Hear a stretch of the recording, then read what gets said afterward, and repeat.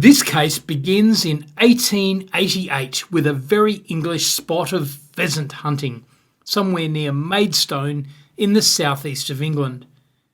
In pheasant hunting, the shooters wait outside a wood while the beaters go through the wood, making a ruckus and scaring the birds out to where the hunters can shoot them.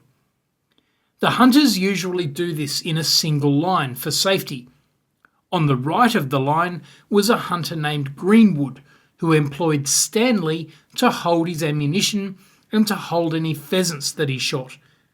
Powell was another hunter in this group. A pheasant rose from the wood and Powell shot twice. The first shot seems to have hit the bird and the second shot killed it. The ammunition was shotgun ammunition, where the charge fires a cloud of small pieces of metal from the gun. On the second shot, one of those small pieces of metal seems to have hit the branch of an oak tree, glanced off the oak tree, and somehow struck Stanley in the eye, costing him his sight.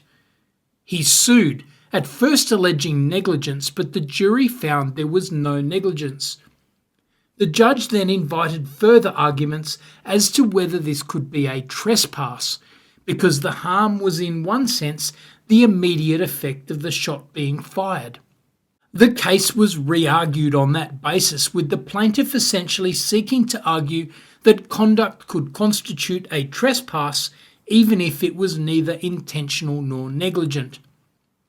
They considered some truly ancient cases, but ultimately the judge, Justice Denman, said no decision was quoted, nor do I think that any can be found, which goes so far as to hold that if A is injured by a shot from a gun fired at a bird by B, an action of trespass will necessarily lie, even though B is proved to have fired the gun without negligence and without intending to injure the plaintiff or to shoot in his direction.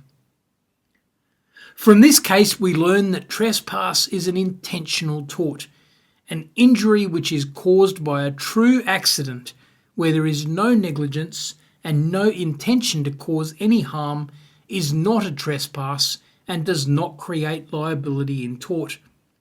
Bear in mind this case was in 1888 and the law has developed since then. But the basic distinction that trespass is an intentional tort remains true today.